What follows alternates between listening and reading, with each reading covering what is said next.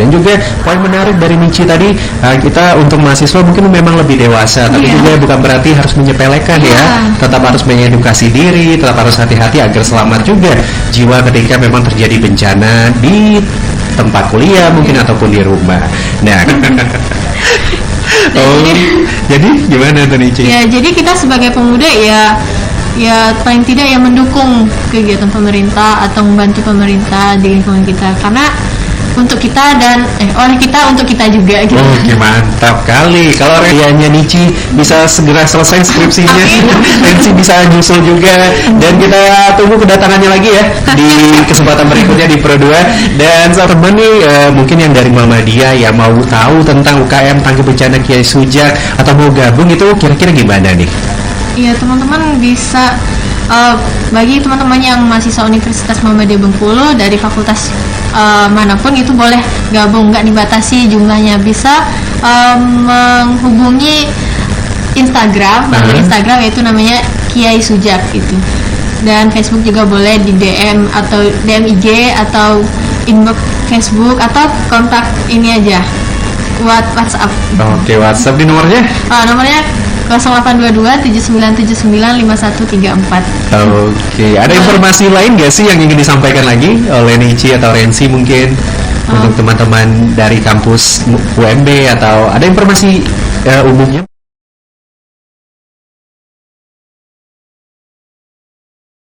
dari UKM Tangga Bencana Kiai Sujak Universitas Muhammadiyah Bengkulu, betul? Teman-teman, kalau ngomong tentang keadaan sekarang, kita masih berada di masa pandemi ya. Mulainya di awal Maret kemarin di Indonesia dan sampai saat ini kita masih berada di masa-masa sulit bisa dikatakan. Kalau dari kegiatan Rensi dan Nici, ada yang berubah nggak sih selama pandemi ini? Apa sih yang paling berubah gitu, yang paling kerasa? Mungkin Nici yang paling kerasa ya, karena lagi skripsian, lebih susah ngejar dosen ya. Atau kegiatan yang memang rutin dilakukan Kiai Sujak itu apa aja sih selama ini? Tentunya edukasi. Itu targetnya biasanya siapa? Mahasiswa ya? Ya, tentunya mahasiswa dan juga termasuk dosen-dosennya. Dan juga kemarin kebetulan sih ada kegiatan simulasi dalam rangka HKB gitu, Hari Kesiapsiagaan Bencana. Ya, simulasi bersama Ortom gitu, ormawa lainnya yaitu IMM, mengadakan simulasi di sekolah gitu, di TK maupun di SD, kegiatan sebelum-sebelumnya gitu. Dan juga ikut juga menjadi fasilitator gitu bersama MDMC di kegiatan Satuan Pendidikan Aman Bencana. Oke. Ya, tentunya ada program-program khusus sih, seperti di tahun lalu itu ada namanya Education in Emergency. Jadi kalau memang di suatu daerah gitu dia terjadi bencana dan contohnya sendiri banjir tahun lalu gitu di April 2020 ya, apa 2019 banjir kemarin. Nah, di sana banyak sekali sekolah-sekolah yang di Bengkulu Tengah terutama itu yang paling parah. Ya, tentunya kita pasti bantu di sana yang di sekolah, dilihat dan membuat sekolah darurat gitu. Ya, untuk anak-anaknya. Wah. Jadi banyak pengorbanannya, perjuangannya besar sekali ya. Dan itu juga kita lakukan, kita juga masih kuliah gitu. Oke. Jadi kita kuliah pagi karena ini untuk UKM Tangguh Bencana sendiri bukan terdiri dari satu prodi atau fakultas aja. Jadi kan sangat banyak, ada dari fakultas pertanian, terus kesehatan, ada ekonomi juga, dan fakultas lainnya ya teknik. Dan tentunya jadwalnya beda-beda, jadi kita shift gitu. Bagi yang bisa ayo gitu, yang enggak ya kuliah dulu. Utamakan kuliah dulu, jangan sampai enggak kuliah. Setuju. Jadi pendidikan jalan, membantu sesama juga bisa tetap jalan ya, tanpa mengganggu satu sama lain. Oke.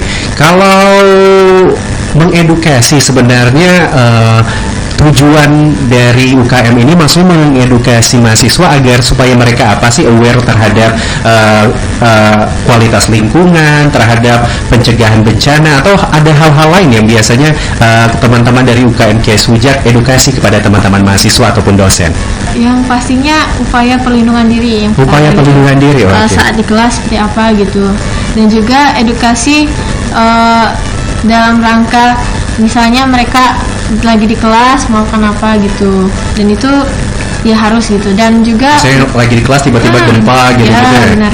Nah terus juga edukasi tentang kebencanaan, apa sih bencana itu gitu, pengenalan bencana gitu. Karena kan kita taunya, wih gempa ini bahaya, padahal enggak gitu, padahal resikonya yang bahaya. Betul. Oh iya. Ya, karena gempanya sedikit, nggak kencang, tahu-taunya kita malah masuk siring gitu. Dan itu bukan gara-gara gempanya, karena siringnya dan kita ceroboh.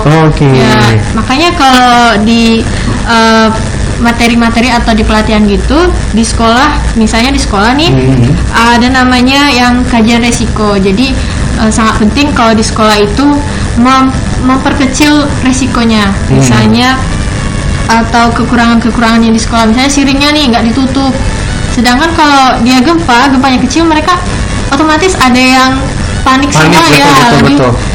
Terus dia lari malahan gitu, malah bukan gempanya yang mencelakakan, tapi emang karena panik tadi sama kurang edukasi terhadap reaksi yang harus dilakukan ya. Menarik nih Nici mungkin bisa share nih edukasi juga nih untuk sahabat kreatif di sore hari ini.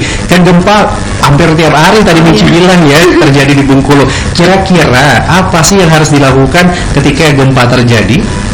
Kalau yang paling utama sih kalau di teori nih, jangan panik. Oke. Ambil napas.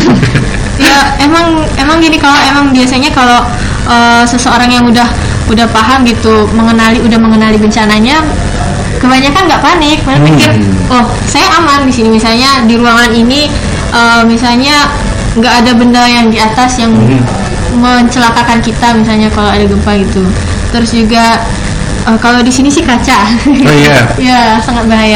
Ya kalau misalnya gempa, jauhi kacanya gitu. Aduh gimana ini? Ya. Kaca semua ini. Ya bukan maksudnya ngapa. Kebetulan aja kaca. Nah jadi ya utamakan kita keluar nunggu gempanya berhenti dulu gitu. Kalau kita keluar tunggu gempanya berhenti dulu, karena gempa itu nggak akan lama gitu, dia akan sebentar, terus setelah gempa yang berhenti baru kita keluar gitu.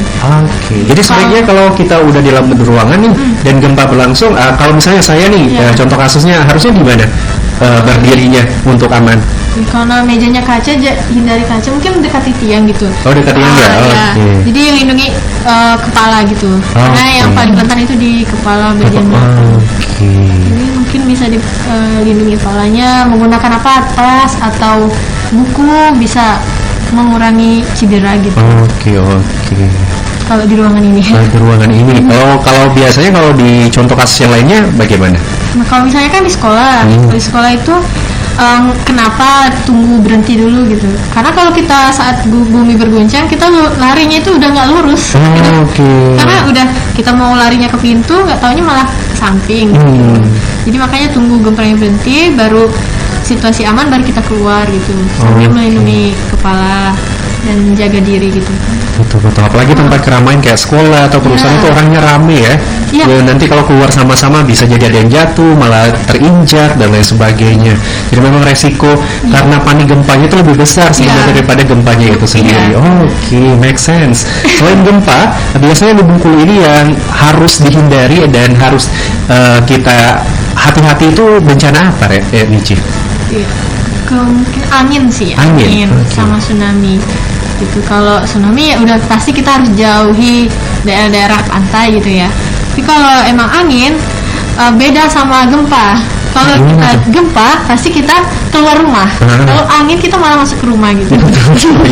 Ya jauhi pohon gitu, jangan dekat dengan benda-benda yang bisa menimpa kita gitu sih.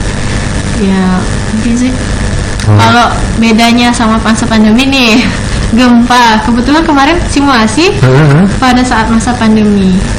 Jadi mereka kan kalau gempa ada sekolah nih yang sekolah shift gitu, dan siswanya masuk paling enggak 15 atau berapa itu, ya otomatis mereka juga harus patuhi protokol. Jadi dua bencana yang mereka hadapi, pandemi dan gempa gitu. Emang susah sih ya. Gimana tuh caranya? Kalau di sekolah anak-anak gitu ya, kalau anak-anak ya otomatis dibantu dengan guru gitu. Ya, sangat penting peran gurunya sih yang kalau di anak-anak TK gitu dan SD. Kalau di kampus sebagai mahasiswa pasti tahu gitu ya mana baik dan buruknya gitu.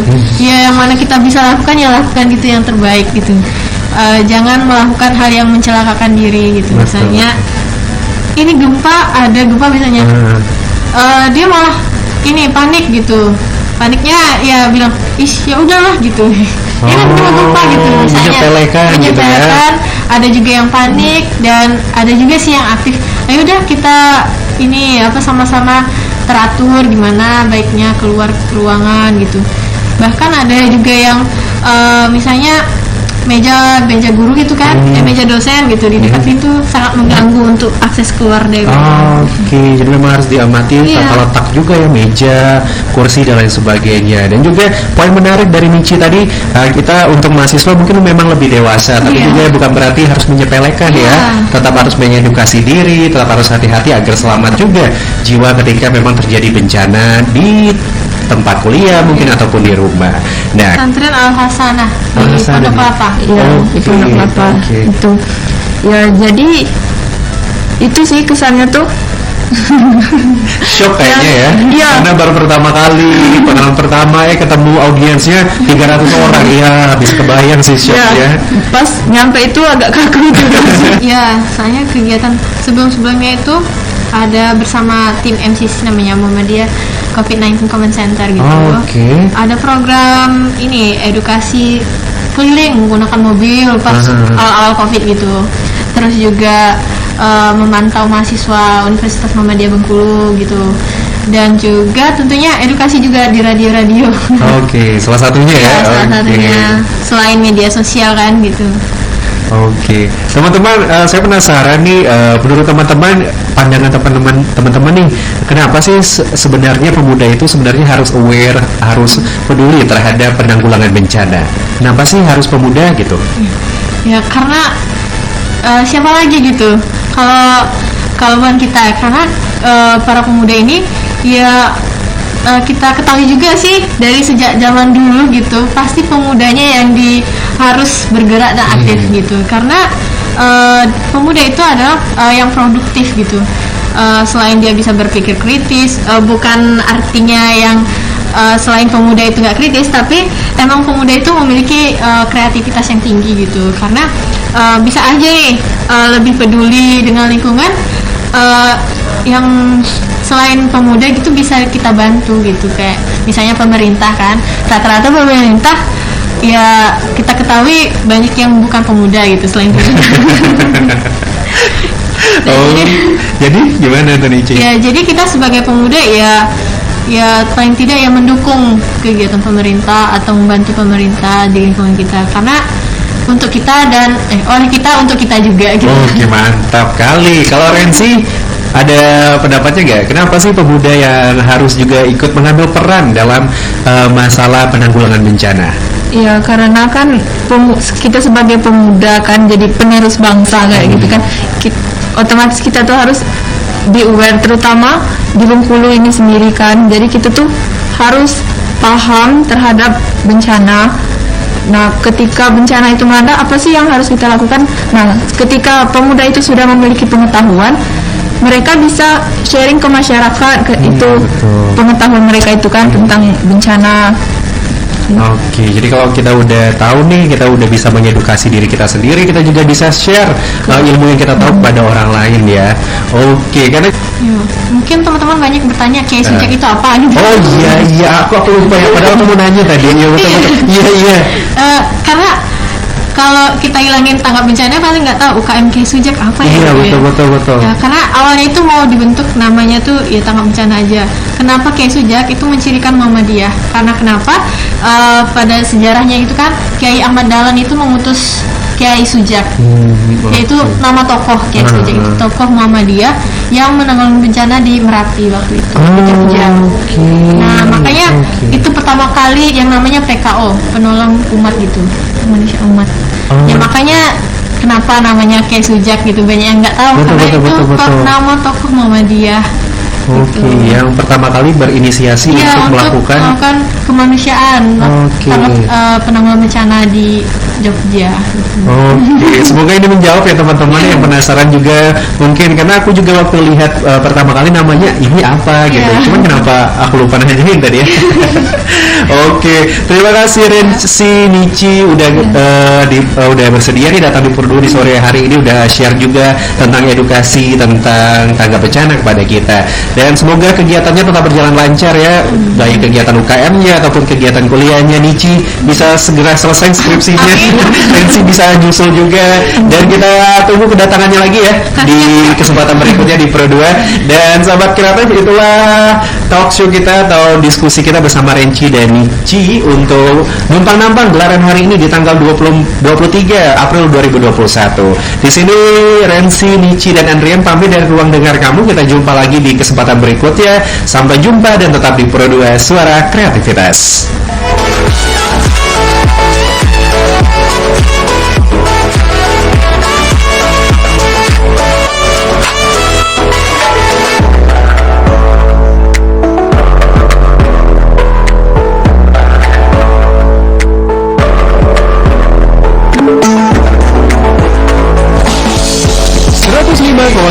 Pro 2 FM Bengkulu, Twitter dan Instagram @Pro2 Bengkulu, Facebook Pro 2 Bengkulu.